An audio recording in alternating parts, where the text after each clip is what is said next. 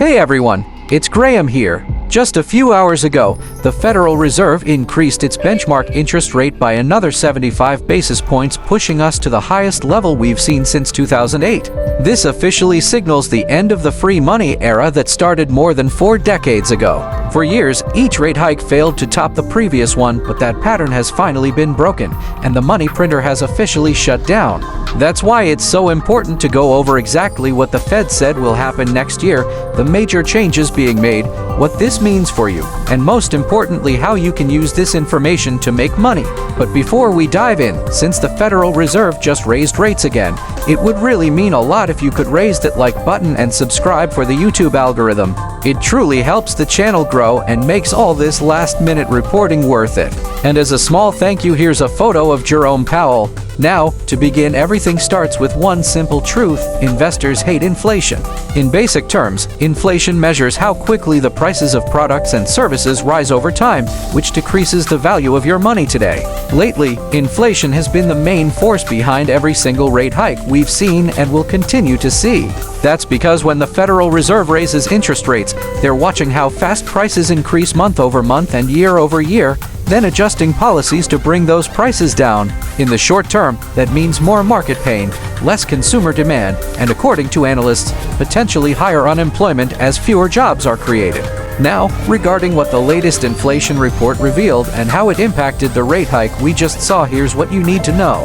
The most recent report came out on Tuesday, September 13th, and to everyone's surprise, it was a disaster. Inflation was widely expected to continue dropping.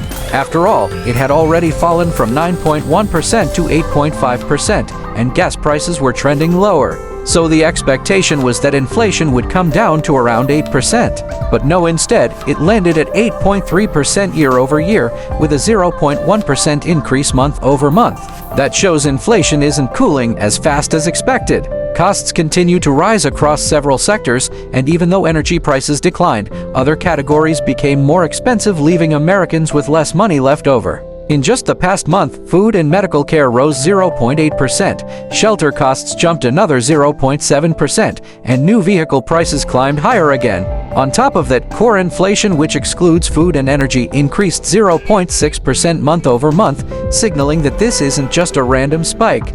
As for rate hikes, the Federal Reserve has made it clear they'll keep increasing rates until inflation is truly under control. Their target is to percent inflation, a goal shared by countries like the United States, Canada, Japan, Sweden, and the European Central Bank. The tricky part is finding balance. If they cut rates too early, prices can skyrocket again. But if they go too far, unemployment could rise sharply. So the Fed must walk a fine line between allowing the economy to grow and keeping businesses strong enough to retain workers. That's how the 2% inflation target came about. Interestingly, it originated from an offhand comment in New Zealand, where they initially wanted to target 1% inflation, then rounded it up to 2% for flexibility. And that's how the now famous 2% benchmark was born. This target ensures inflation isn't so low that people hoard cash, but also not so high that savings lose value, and that's exactly what the Fed is aiming for. Their plan is to keep raising rates, cool demand by making borrowing more expensive, let businesses contract slightly, and eventually bring inflation back to normal levels. The challenge is, if they stop too early, the progress might not last. But if they tighten too much, they risk sending the economy into a recession or worse, a depression. Some investors, like Peter Schiff, argue that the 2% target might no longer be realistic.